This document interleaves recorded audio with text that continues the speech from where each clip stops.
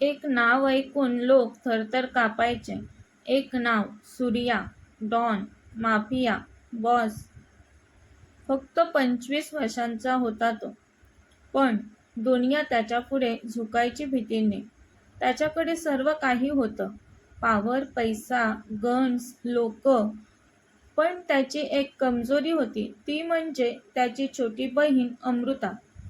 ही कथा आहे जेव्हा या डेंजर माफियापुढे 19 वर्षांची कॉलेज गर्ल न घाबरता त्याच्या नजरेत नजर मिळवत बोलली. ती त्याच्यापुढे झुकली नाही. ती कॉलेज गर्ल साजिरी होती. सूर्यासोबत भेट झाल्या दिवसापासून साजिरीची दुनिया कायमसाठी बदलली. आर.के. कॉलेज मुंबईतील एक नावाजलेलं कॉलेज. इथे साधारण कुटुंबातील स्टुडंट्स शिकायचे, मेहनत करायचे. पण एक मुलगी अमृता, ती वेगळी होती. कारण ती सूर्याची बहीण होती. तिला तिच्या भाईच्या पॉवरचा खूप जास्त घमंड होता. कॉलेज क्लासरूममध्ये लेक्चर चालू होतं त्यावेळी अमृता लेट आली.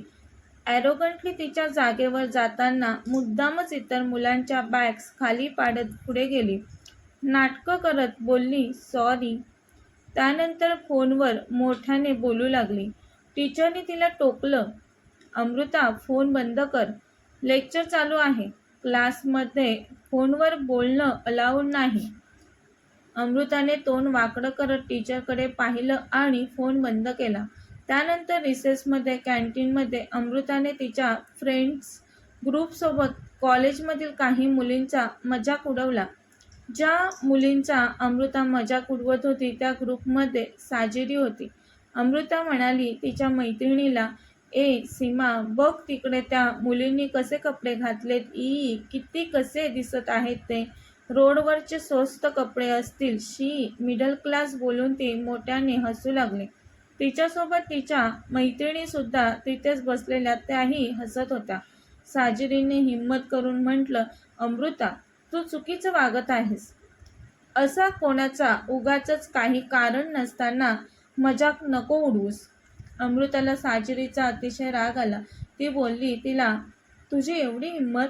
मला या अमृताला सल्ला देण्याची तुझी लायकी तरी आहे का? तू मला शिकवणार मिडल क्लास? तुला माहीत तरी आहे का मी कोण आहे? मी कोणाची बहीण आहे ते? माझा भाऊ कोण आहे? साजिरीने शांततेत म्हटलं, अमृता, हे कॉलेज आहे. इथे सर्व स्टुडंट्स सारखेच आहेत. पण अमृताने तिचं ऐकलं नाही. ती म्हणाली, साजिरी, तू माझ्या बरोबरीची समजतेस काय स्वतःला? आणि मोठ्याने हसू लागली. अमृता, तू आता अति करत आहेस. साजिरी बोलते तिला. तशी अमृता साजिरीकडे अतिशय रागात पाहते. बसलेली असते ती उठून साजिरीला जोरात धक्का देऊन पाडते. आली मोठी शहाणी, म्हणते ती. साजिरी जमिनीवर खाली पडते. साजिरी उठून अमृताला धक्का देते. दोघींमध्ये आर्ग्युमेंट होते. तशा बाकी मुलींनी त्यांना एकमेकींपासून सोडवलं. प्रिन्सिपल सरांना कंप्लेंट केली मुलींनी. अमृताला प्रिन्सिपल ऑफिसमध्ये बोलवलं. प्रिन्सिपल सर प्रामाणिक आणि खूप वर्षांचा एक्सपिरियन्स असलेले होते. ते बोलले, अमृता, तुझं वागणं बरोबर नाही. तू क्लासमेटसोबत चुकीचं वागलीस. तू तिच्या अंगावर धावून गेलीस. माझ्या कॉलेज स्टुडंट्सकडून मला हे ॲक्सेप्टेबल नाही. सर, ती मुलगी मला उलट बोलली. मी फक्त तिला सांगितलं मी कोण आहे ते, अमृता बोलली. प्रिन्सिपल सरांनी तिला सिरियस टोनमध्ये म्हटलं, तू कॉलेजचे रूल्स तोडलेस आणि कॉलेजचे रूल्स तू फॉलो नाही केलेस अमृता, तर तुला सस्पेंड केलं जाईल कॉलेजमधून. अमृता शॉक. Or suspend? आणि मला? You can't do this sir, म्हणाली ती. मी करू शकतो हे. तू सॉरी नाही बोललीस आणि तुझं वागणं सुधारलं नाहीस तर मी तुला 7 दिवसांसाठी सस्पेंड करेल. तुझ्या भावाला पण इन्फॉर्म करेल. ठीक आहे सर, करा तुम्ही माझ्या भाईला इन्फॉर्म. मग बघतेच मी कोण कोणाला काय करेल ते, बोलत रागातच बाहेर निघून गेली अमृता. दुसऱ्या दिवशी सकाळी सूर्या त्याच्या अलिशान मेन्शनमध्ये होता. त्याच्या सर्व कामाची फाईल बघत होता. गन्स, ड्रग्ज, प्रोटेक्शन रॅकेट्स, हेच त्याचं जग होतं. त्याचवेळी अमृता रडतच आली त्याच्याजवळ.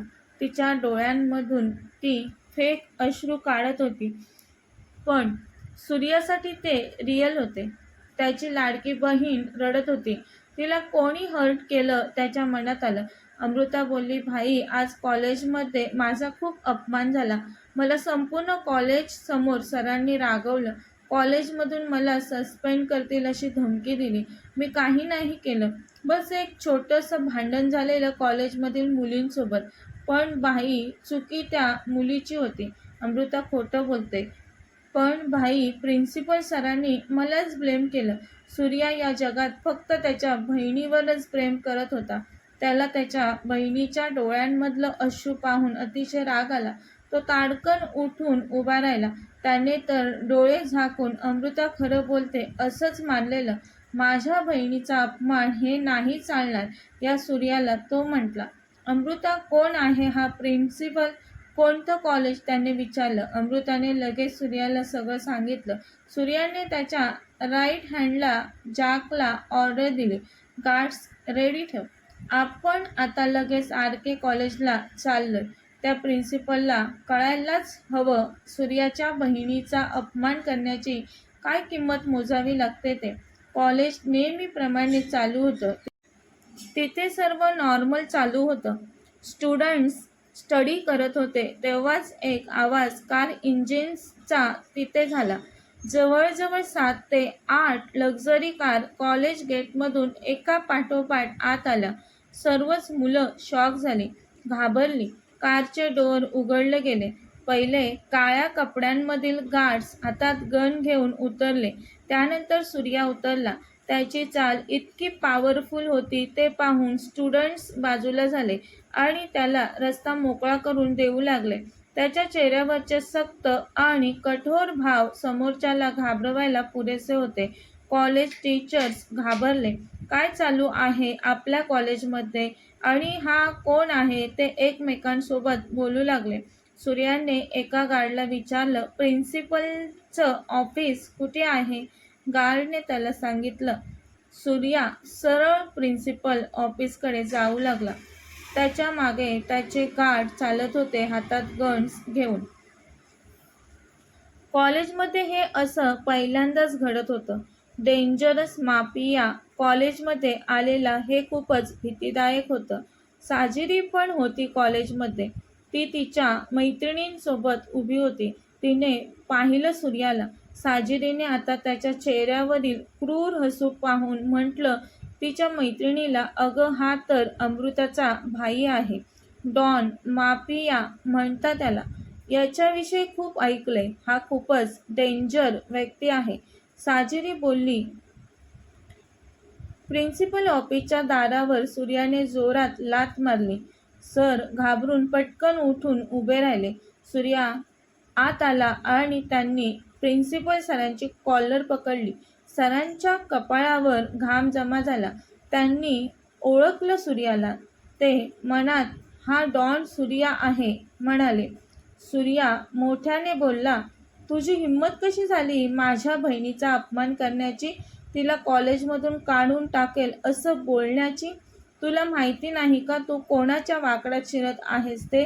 सर म्हणाले, मी फक्त माझं काम करत होतो. कॉलेजचे रूल्स त्यांना तोडत सूर्या अतिशय रागाने मोठ्याने बोलतो, कोणते रूल्स? आणि सरांना धक्का देऊन म्हणतो, या शहरात फक्त मी बनवलेले रूल्स चालतात. तू माझ्या बहिणीचा अपमान केलास. बोलत त्याने टेबलाला जोरात लाथ मारून तो पाडला. तेथील सर्व कागदपत्र, फाईल्स अस्ताव्यस्त केलं. त्याने सर्व वस्तूंची तोडफोड केली. मी या कॉलेजला एका फोनवर कायमचं बंद करू शकतो, समजलं? फक्त एक कॉल आणि तुझी नोकरी, तुझी इज्जत सर्व खल्लास. पण मी तुझ्यावर तरस खात तुला एक संधी देतो. तू माझ्या बहिणीची इथेच आता लगेच माफी मागायची, नाहीतर बोलत त्याने गन प्रिन्सिपल सरांच्या डोक्यावर ताणली. प्रिन्सिपल सर खूप घाबरलेले, तरी ते हिम्मत करत म्हटले, सर प्लीज माझं म्हणणं मांडण्याची मला एक संधी द्या. तुम्हाला मिसअंडरस्टँडिंग झालं आहे. हे कॉलेज आहे. इथे खूप स्टुडंट्स शिक्षणासाठी येतात. सूर्याने त्यांना जोरात कानाखाली ठेवून दिली. ही तुझी शिक्षा आहे. माझ्यासमोर बोलण्याची हिंमत करतोस म्हणून तो बोलला. कॉलेजचे इतर शिक्षक, स्टुडंट्स घाबरलेले. ते कोणीच सरांच्या केबिनमध्ये सरांची मदत करण्यासाठी जाण्याची हिंमत करत नव्हते. पण साजिरीने पाहिलं, सूर्या सरांना मारत होता. किती चुकीचं आहे हे ती स्वतःशीच म्हणाली. हा कोणीही असो, डॉन या माफिया, तो कितीही पॉवरफुल का असेना, पण तो चुकीचा वागत होता आता. तिने एक दीर्घ श्वास घेतला आणि ती प्रिन्सिपल ऑफिसमध्ये आली. सरांच्या आणि सूर्याच्या मध्ये येऊन उभी राहिली. सूर्याने तिला पाहिलं. एक छोटीशी नाजूक मुलगी कॉलेज युनिफॉर्ममध्ये होती. तो लगेच त्याच्या गार्डला विचारतो, कोण आहे ही? ही कशी आत आली? साजिरीने थरथरत्या ओठांमधून शब्द काढत म्हटलं, तुम्ही जे करत आहात हे चुकीचं आहे. सूर्या शॉक. साजिरी त्याला डायरेक्ट तू चुकीचं आहेस म्हणत होती. त्याने कपाळावर आठ्या जमा करत मोठ्याने म्हटलं, काय म्हणालीस तू मला? त्याचा अतिशय रागीट चेहरा पाहून साजिरी घाबरली.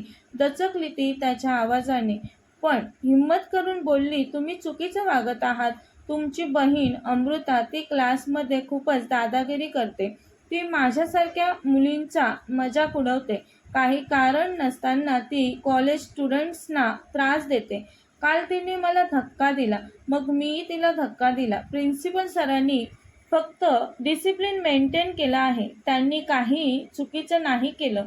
चूक ही चूकच असते. चूक तुमच्या बहिणीची आहे. ती तुम्हाला मान्य करायला हवी. तिथे एक शांतता होती. सूर्याचा चेहरा लाल झालेला अतिशय रागाने. त्याने साजिरीला एक सणसणीत कानाखाली ठेवून दिली. एवढं जोरात सूर्याने मारलेलं साजिरीला ती जमिनीवर पडली. तिचा गाल लाल झाला. त्याच्या 5 बोटांचे निशाण ठळक दिसत होते तिच्या गालावर. साजिरीने गालावर हात ठेवला. वेदना मस्तकात गेलेली तिच्या. डोळ्यांमधून अश्रू घरंगळत गालावर आलेले. सूर्या तिच्याकडे एक बोट दाखवून मोठ्याने बोलला, लायकीत राहायचं, समजलं? माझ्या बहिणीच्या विरोधात एक शब्द जरी बोललीस तर मी तुझं आयुष्य खराब करेलच, पण तुझ्या फॅमिलीलाही बर्बाद करेल. लक्षात ठेव. सूर्या आहे मी. ज्याला हवंय त्याला मी मारू शकतो जीवानिशी. तुझी फॅमिली, तुझं कॉलेज, सर्व काही माझ्या इशाऱ्यावर चालू आहे. नेक्स्ट टाइम विचार करूनच तोंड उघडशील. गालावर हात ठेवून मुसमुसत साजिरी बोलली, पण मी खरं बोलत आहे. तुमची बहीण खोटारडी आहे. सूर्याला खूपच राग आला साजिरीचा. डोळे मिटून त्याने तो कसा तरी कंट्रोल केला, कारण ती एक मुलगी असून कॉलेज स्टुडंट होती. त्याने प्रिन्सिपल सरांकडे पाहून म्हटलं, लक्षात ठेव, माझ्या बहिणीला पुन्हा काही त्रास झाला तर हे कॉलेज उद्ध्वस्त करेल मी. अंडरस्टँड? प्रिन्सिपल सरांनी घाबरून हो मध्ये डोकं हलवलं. सूर्या त्याच्या बहिणीला सोबत घेऊन गेला. तो गेल्यानंतर प्रिन्सिपल सरांनी साजिरीला उठवलं. तिला बसायला खुर्ची दिली. साजिरी बेटा, तू ठीक आहेस? सर बोलले. साजिरी रडत होती. गालावर सूर्याने मारल्यामुळे तिला खूप वेदना होत होती. सूर्याचा खूप राग सुद्धा येत होता तिला. साजिरी म्हणाली, सर, जे घडलं ते खूप चुकीचं घडलंय. तो आपल्यासोबत चुकीचा वागला. तो कोणीही असो, डॉन, माफिया म्हणून काय तो आपल्यासोबत असं वागू शकत नाही. भरलेला ग्लास तिला दिला आणि ते म्हणाले, मला कळतंय सगळं, हे सगळं चुकीचंच आहे. पण असे लोक खूप डेंजर असतात साजिरी. तो साधारण माणूस नाहीये. तो डॉन आहे. त्याने आतापर्यंत खूप लोकांना हर्ट केलं असेल, खूप लोकांना मारलं देखील असेल. तू एक स्टुडंट्स आहेस बेटा. तुझं पूर्ण आयुष्य आहे तुझ्यासमोर. प्लीज तू अशा लोकांपासून लांब राहा. अशा लोकांसोबत बोलू नकोस पुन्हा, कारण तो तुला हर्ट करेल. मी तुझ्या वडिलांसारखंच तुला समजावून सांगत आहे. कळतंय ना साजिरी? साजिरीने ऐकलं सरांचं, पण मनात तिच्या विचार चालू होते. आपण जर अशा लोकांना घाबरलो, त्यांच्या चुकीच्या कामांना ॲक्सेप्ट केलं, तर हे जग कसं सुधरेल? काहीतरी स्टँड घ्यायलाच हवा, मग तो कितीही कठीण असला तरी. सूर्या घरी आला पण अस्वस्थ होता. खूप राग येत होता त्याला. कधी नव्हे, पण आज त्याला खूप वेगळंच वाटत होतं. ती मुलगी साजिरी, तिने त्याच्यासमोर बोलण्याची हिंमत केलेली. कधी कोणी अशी त्याच्यासमोर बोलण्याची हिंमत नव्हती केली. लोक त्याला घाबरायचे, त्याच्यापुढे झुकायचे. पण ती मुलगी, ती नाही घाबरली त्याला.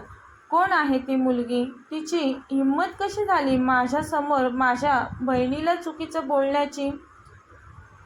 रागात असताना हातातील ड्रिंकचा ग्लास फोडला त्याने.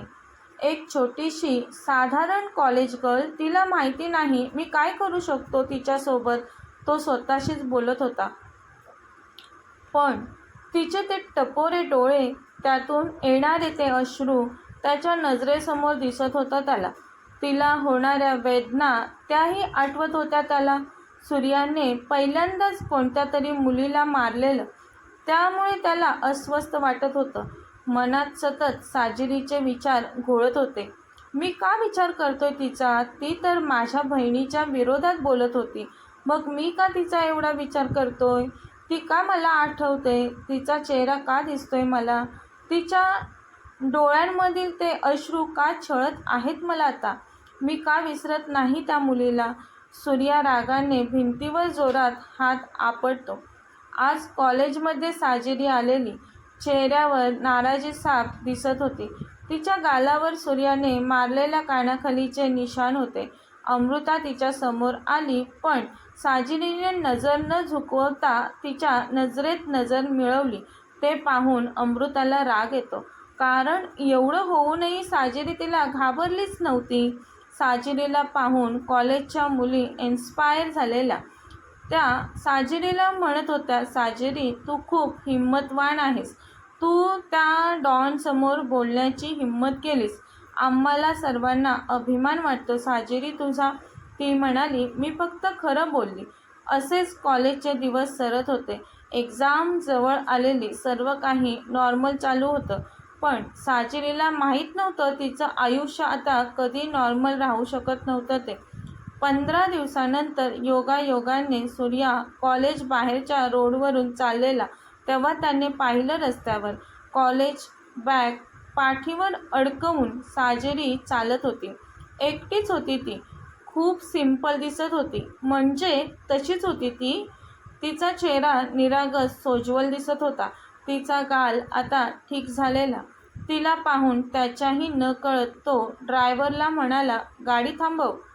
तो काही क्षण साजिरीला पाहतच राहिला. काही वेळांनी ड्रायव्हर म्हणाला, सर कार स्टार्ट करू का? तेव्हा तो भानावर येत म्हणाला, नाही, नको, इथेच थांब बाजूला. बोलून तो कारमधून उतरला आणि साजिरीच्या मागे चालू लागला. मागे वळून सूर्याला पाहिलं आणि ती घाबरली. मनात म्हणाली, हा डॉन सूर्या इथे. तो तिच्या जवळ आला तशी साजिरी काही पावलं मागे झाली. म्हणाली, आता काय हवं आहे तुम्हाला? सूर्याने म्हटलं, मला तुझ्याशी बोलायचं आहे. साजिरी मनात, हा डॉन माझ्याशी बोलायचं म्हणतोय. सूर्या बोलला, मला तुला सॉरी बोलायचं आहे. त्या दिवशी मी तुला मारलं ते चुकीचं होतं. त्याच्या शब्दांवर साजिरीचा विश्वास बसत नव्हता. सूर्यासारखा डॉन सॉरी बोलतोय यावर. इम्पॉसिबल आहे हे. हा तर किती रूड आहे, ती मनात बोलते. आता ती त्याला बोलते, तुम्ही मजाक करत आहात का माझी? तुमचा काही प्लॅन आहे का मला त्रास देण्याचा? मी खरंच तुला सॉरी बोलत आहे. मी नॉर्मली सॉरी नाही म्हणत कोणाला, पण तू म्हटलीस ना, सत्य ते सत्यच असतं. त्याला कोणीच नाही बदलू शकत. तेच माझ्या डोक्यातून जात नाही. तू खरी होतीस. माझी बहीण चुकीचं वागलेली. मी कोणतीही शहानिशा न करता माझ्या बहिणीच्या बोलण्यावर विश्वास ठेवला. साजिरी म्हणते, तुम्हाला मान्य आहे तुमची बहीण चुकीची होती? हो, मी आणखी चौकशी करेन. मला तुला हर्ट नव्हतं करायचं, तरी मी तुला हर्ट केलं. माझ्या डोक्यातून ही गोष्ट जातच नाही. आता मी इथे का आलो आहे ते कळत नाही मला. तुला पाहिलं आणि माझ्याही नकळत मी तुझ्या जवळ आलो. तो बोलतो. तशी ती बोलते, मला जायचं आहे. प्लीज आणि जाऊ लागते. सूर्या मागून म्हणतो, तुझं नाव साजिरी आहे ना? मी तुला पुन्हा भेटेल. त्या दिवसानंतर सूर्या साजिरीला रोज पाहायचा. हळूहळू तो तिला फॉलो करू लागला. ती जिथे जाईल तिथे तो तिच्या मागून जात होता. तिला रोज पाहत होता. तो काही बोलायचा नाही, फक्त तिलाच पाहायचा. ते पाहून त्याचे गार्ड्स कन्फ्यूज व्हायचे. आपले बॉस काय करत आहेत? याआधी बॉस असे कधीच वागत नव्हते. आता लक्षात येत होतं तिच्या एक ब्लॅक कलरची कार तिच्या मागे असते सतत. ती जात होती तिथे तिथे तिला दिसत होती ब्लॅक कार. आज ती हिम्मत करून कारजवळ आली आणि तिने कारच्या विंडोवर टक टक केलं. विंडोची ग्लास खाली करत सूर्याने तिच्याकडे पाहिलं. साजिरी म्हणाली, तुम्ही मला फॉलो का करत आहात? मला भीती वाटते तुमची. प्लीज मला तुम्ही फॉलो करू नका. सूर्या म्हणाला, मी तुला हर्ट नाही करत आहे. मी फक्त तुला पाहतो आहे. तुझं डेली रुटीन, तुझं आयुष्य कसं आहे ते. बोलत तो कारमधून खाली उतरला. साजिरी घाबरत म्हटली, हे चुकीचं आहे. तुम्हाला खरंच तुमच्या चुकीचा पश्चाताप होत असेल तर तुम्ही माझ्यापासून दूर राहा. सूर्यासाठी ते आता शक्य नव्हतं. तो साजिरीला बोलला, मी प्रयत्न केलेला तुझ्यापासून दूर राहण्याचा, पण नाही होत मला शक्य ते. तू माझ्या डोक्यातून जातच नाहीस. मला वाटतंय मी तुझ्यावर प्रेम करू लागलोय. त्याने स्पष्टपणे साजिरीला सांगून टाकलं मनातलं. साजिरी म्हणाली, तुमच्यावर मी कधीच प्रेम नाही करू शकत. तुम्ही एक क्रिमिनल आहात. तुम्ही खूप साऱ्या लोकांना हर्ट केलं आहे. मलासुद्धा तुम्ही मारून हर्ट केलं आहे. मी तुम्हाला फक्त घाबरते. मला खूप भीती वाटते तुमची. तुमच्यावर प्रेम शक्यच नाही. कधीच नाही करू शकणार मी. सरळ सरळ साजिरीने त्याला रिजेक्ट केलं. आज पहिल्यांदाच त्याला कोणीतरी सांगितलेलं की तो आवडत नाही. ते ऐकून त्याचा चेहरा पडला. तो साजिरीला समजवत म्हणाला, मी स्वतःला बदलेल. मला प्लीज एक संधी दे. संधी? साजिरी म्हणाली, तुम्ही किती लोकांना संधी दिली? तुम्ही तुमच्या पॉवरचा वापर करून किती लोकांचे आयुष्य खराब केले आणि आता तुम्हाला प्रेम झालं म्हणून सगळं विसरून जायचं? नाही, मला अशी लोक नाही आवडत. मी अशा लोकांवर विश्वास नाही ठेवत. सूर्या पहिल्यांदाच हतबल झालेला कोणापुढे तरी. मी काय करू? मी कसं सिद्ध करू स्वतःला मग तुझ्या मनातील माझ्याविषयीची भीती कमी होईल? त्याने विचारलं तिला. साजिरी म्हणाली, तुम्ही स्वतःमध्ये बदल करा. क्रिमिनल लाईफ जगणं बंद करा. चांगली कामं करा. माझ्यासाठी नाही, स्वतःसाठी करा पहिले. तुम्ही खरंच बदललात तर मी तुमचा विचार करेल. बोलून ती निघून गेली. सूर्याने खरंच साजिरीचं ऐकलं आणि त्याने त्याची इलिगल कामं एक एक करून क्लोज केली. ड्रग्ज बंद, प्रोटेक्शन रॅकेट बंद, गन्स सरेंडर केल्या पोलिसांना. त्याच्यासोबतचे सर्व लोक शॉक होते. ते म्हणाले, बॉस तुम्ही काय करत आहात? सूर्या म्हणाला, मी खरं वागत आहे. त्याने कन्स्ट्रक्शन बिझनेस सुरू केला. स्कूल बनवल्या. गरीब लोकांना मदत केली. गरीब लोकांसाठी स्वस्तात घरं बांधून दिली. आता तो पहिला सूर्या नव्हता राहिला. लोकांकडून त्याची वाह व्हायला लागली. त्याच्या न्यूज टीव्हीवर दिसू लागल्या. लोकांमध्ये चर्चा रंगू लागल्या. तो डॉन, माफिया सूर्या. त्याचे सर्व काळे धंदे बंद करून तो आता चांगली कामं करू लागला आहे. साजिरीला विश्वास बसत नव्हता. सूर्याने स्वतःला एवढं बदललं आहे यावर. पण तिने स्वतः न्यूज पाहिली, सोशल मीडियावर पाहिलं तेव्हा तिचा विश्वास बसला. 6 महिने होऊन गेले. सूर्या खूप बदललेला, पण साजिरीला 6 महिन्यात भेटला नव्हता. तो तिच्यापासून दूर होता. तिनेच म्हटलेलं, स्वतःसाठी बदला, माझ्यासाठी नाही. त्याला तिच्या बोलण्याचा त्याने मान राखलेला. कॉलेजच्या ॲन्युअल फंक्शनमध्ये प्रिन्सिपल सरांनी अनाऊन्स केलं, आपल्याकडे एक स्पेशल चीफ गेस्ट आलेत, ज्यांनी रिसेंटली आपल्या कॉलेजला खूप मोठं डोनेशन दिलं आहे. New library, new labs, please welcome mister Surya, sir म्हणाले आणि साजिरी त्याला पाहून शॉक. सूर्या इथे ती स्वतःशीच बोलली. सर्व कॉलेजचे स्टुडंट्स त्याच्याकडे पाहत होते. पण आता हा पहिला सूर्या नव्हता. फॉर्मल ड्रेसमध्ये आलेला तो रिस्पेक्टफुल आणि नम्र वाटत होता. त्याने एक छान प्रामाणिक स्पीच दिलं. त्यात तो म्हटला, मी पहिला चुकीचा मार्ग निवडलेला. सरांसोबत मी खूप चुकीचं वागलो. सर्व स्टुडंट्ससमोर मी सरांची जाहीर माफी मागतो. तुमच्यातल्याच एका हुशार मुलीने मला चांगला मार्ग दाखवला. तिने मला माणूस बनवलं, तो म्हणाला. स्पीच झाल्यानंतर फंक्शन संपलं. साजिरी बाहेर चाललेली तेव्हा सूर्याने तिला आवाज दिला. साजिरी. ती थांबली. तिने वळून त्याच्याकडे पाहिलं. आज सूर्या खूपच वेगळा दिसला तिला. शांत, अतिशय नम्र. त्याला तसं पाहून ती बोलली, तुम्ही खरंच बदललात. सूर्याने एक गोड स्माईल दिली तिला. तुझ्यासाठी बदललो मी. पण तू बोलली होतीस स्वतःसाठी बदला पहिलं. मी स्वतःसाठी आणि तुझ्यासाठी, आपल्या दोघांसाठीही बदललो. मी आता पहिल्यासारखा नाही.